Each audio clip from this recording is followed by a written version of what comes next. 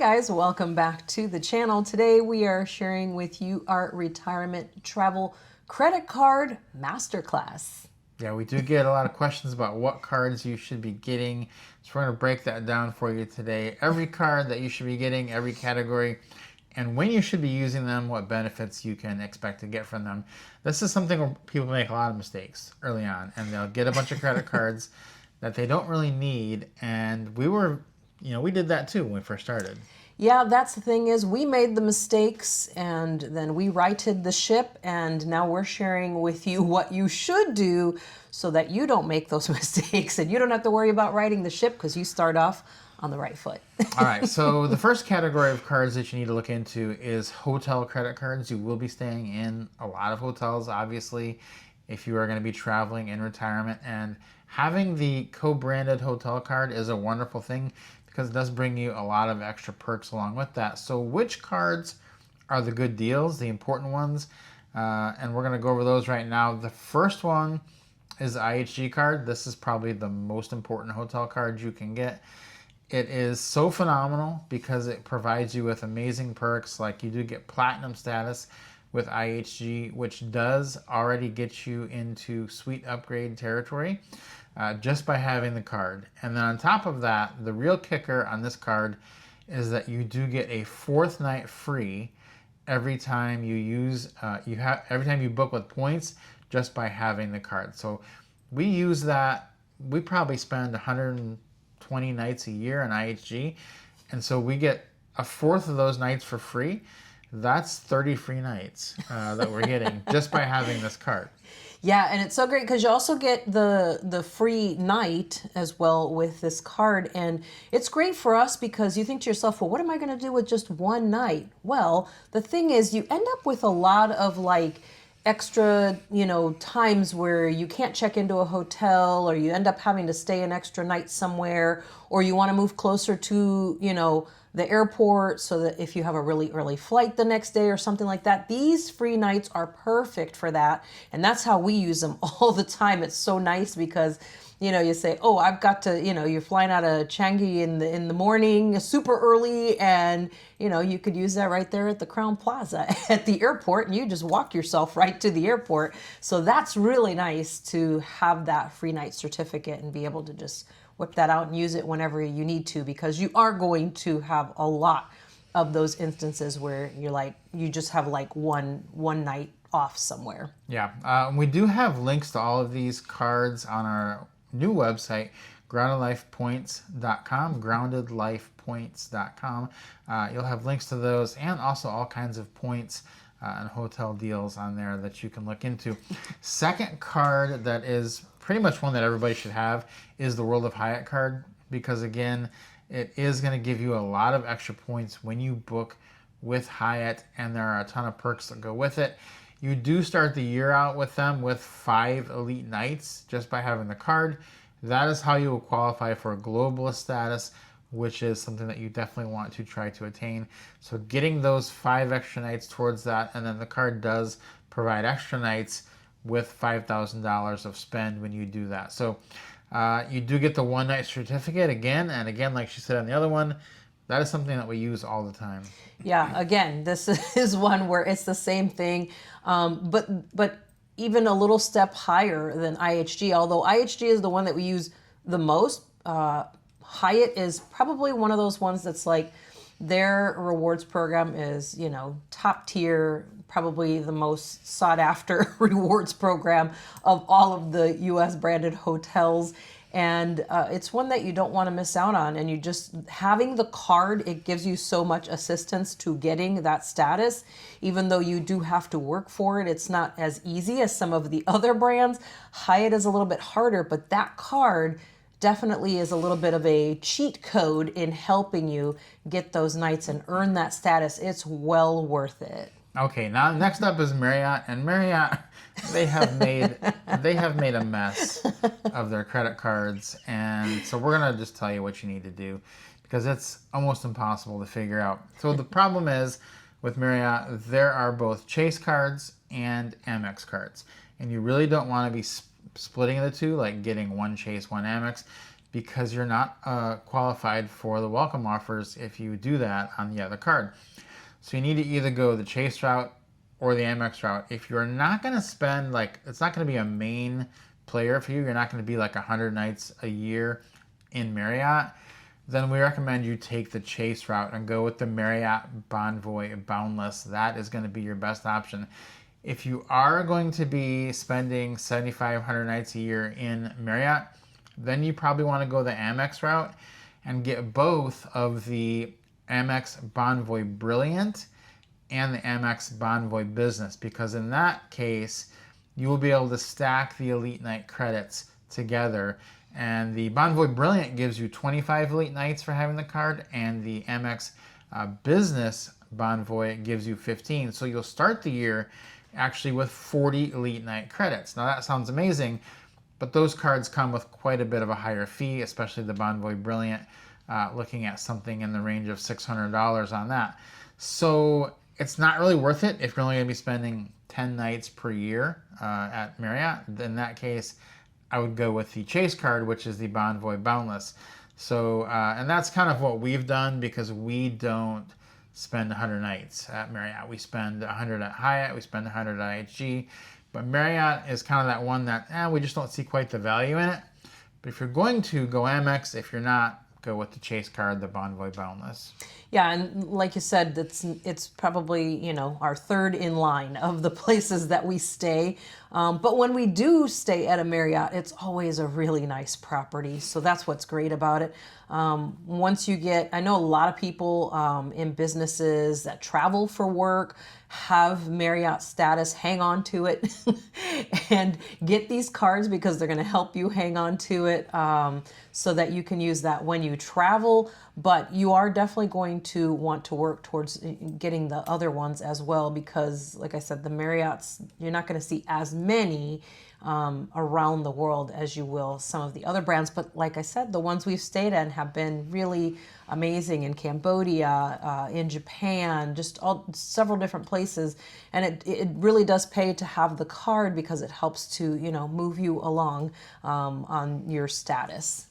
So the last of the kind of no-brainer cards that we say that everybody should get is the Chase Business Inc. Preferred. And the reason for that is this is now probably the best card out there that's going to earn you 3x points on travel, Chase points that is, which are some of the most valuable points. And so with a low annual fee of under $100, 3x Chase points on travel, and a very generous welcome offer, the Chase Inc. Business Preferred is one that we do recommend you get.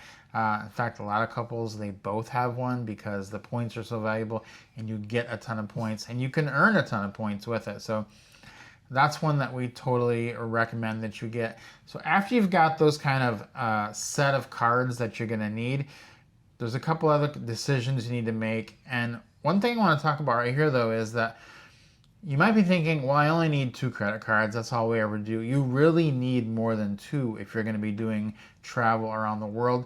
You would not believe how easy it is to lose a credit card, to have one shut down, to have one expire. And pretty soon you find yourself going from 2 or 3 credit cards down to 1 or none that are actually working, and you do not want that to happen.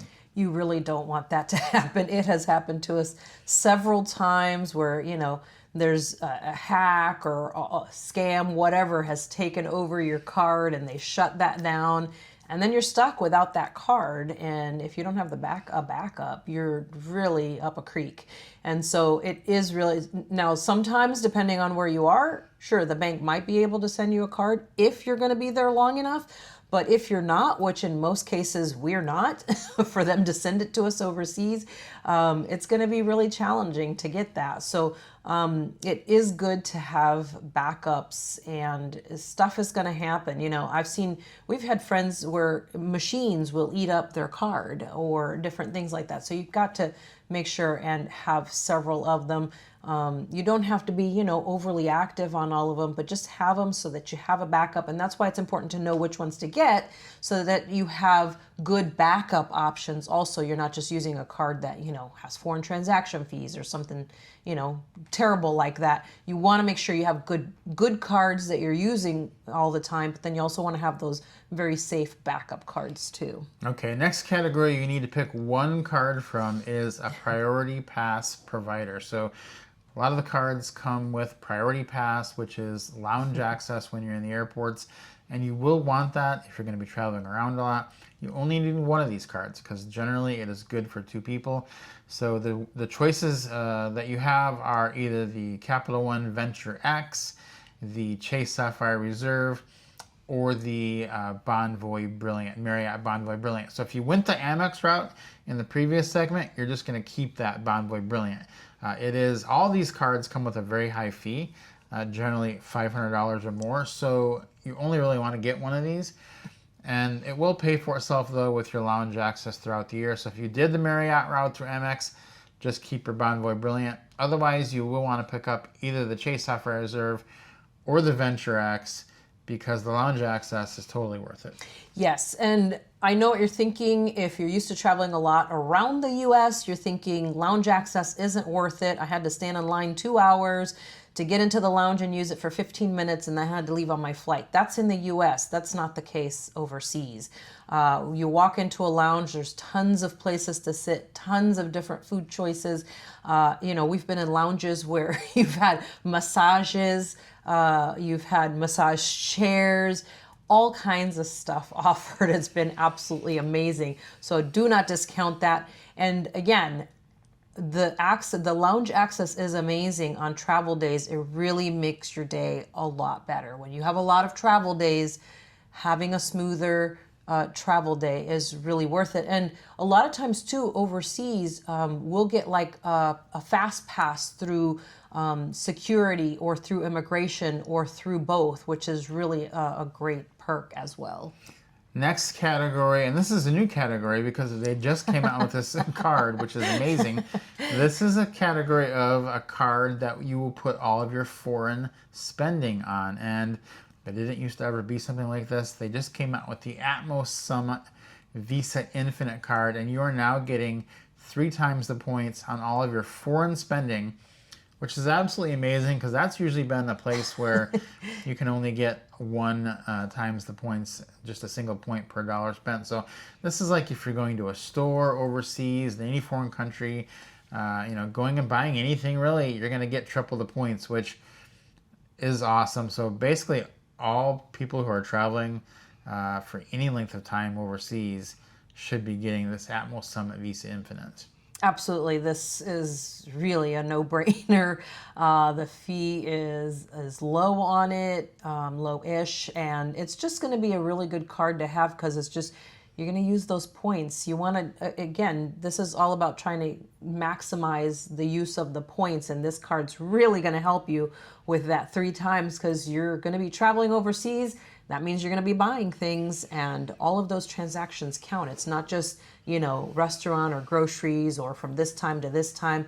It's everything. So I think that this is really one of those no-brainer cards. Then the next category you need is a backup debit card. So you will probably have a bank account and you'll have a debit card that goes with that, but a backup debit card, meaning something from somewhere other than your bank. So we like to recommend getting a PayPal account and setting it up where you can get the debit card with it, because then you can move money from your bank account to your PayPal account or vice versa.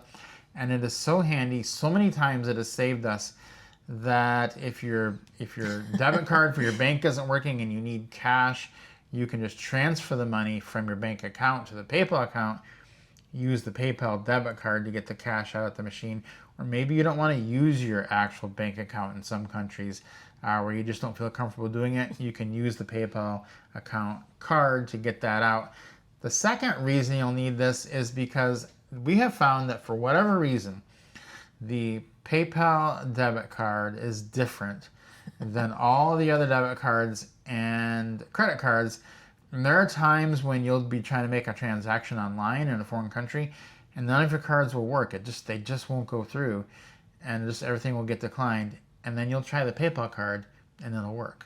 And it just gives you more options to get things done totally recommend getting a PayPal debit card. Even if you only keep $50 in there at a time, you can move money to it if you need to buy something, but have the card because you will not regret it.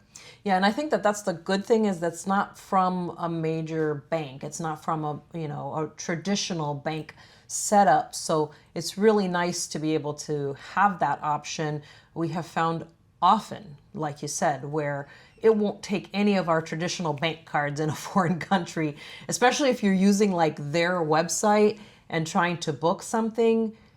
A lot of times we find we end up having to, use this PayPal card for some really kind of odd type stuff, not normal things that, that you would be able to, like tickets to a particular event or something. You would use your regular credit card for the other things, but when you're booking from a site from within that country, sometimes they're like, no, I don't like that card. No, I don't like that card. Then you put in all else fails, you try PayPal, and sure enough, it works almost every single time. Another one that it works on is also for the delivery apps, like for Grab or Food Panda or Gojek. You put the PayPal card in there, it takes it no problem. I try to use one of my regular credit cards, it doesn't like it. So I've never had a problem putting the PayPal debit card in there before on those. So it is really nice to have that as a backup so that you've got something there. Yeah, you definitely want to have a diversity of credit cards because it will save you. There are so many situations where our cards just won't work. They're not accepted. Another one that you would never think of is there are a lot of places in Japan, for instance, where you cannot use a metal credit card. They will not take a metal credit card. So if you have just the Chase Sapphire Reserve and one other high-end metal card, you won't be able to use either of them. It's kind of wild because we never even think of that, but unless you've been out there, you don't even know the questions to ask because you don't know what you're going to face. And so we're telling you that there'll be times you can't use your credit card, there'll be times you can't use your debit card, there'll be times you can't use a metal card.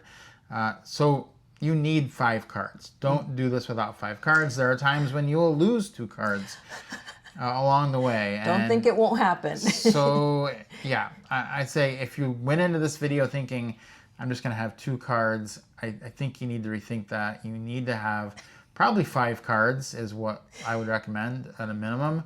So if you need to get some cards, we do have a list of all the cards that we recommend on our website, Ground and Life Points. We have some articles on there about how they're best used. We recommend you check that out.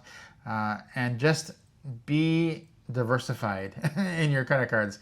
It's kind of like everything else in life with everything you're doing. Be diversified. Have a safety net, and having all of these different cards will give you that safety net you need to not run into a big problem, which you can avoid. Yeah, exactly. So hopefully, guys, this was extremely helpful to you. This kind of mini masterclass on which credit cards to get for your retirement travel. Guys, if you have questions, leave those for us below in the comment section. You can always head over to Grounded Life Points and check out the articles there about different points, things that you can use for your retirement travel. If you're not subscribed to the channel, consider subscribing. Guys, if you enjoyed this, give us a like, and we'll see you next time.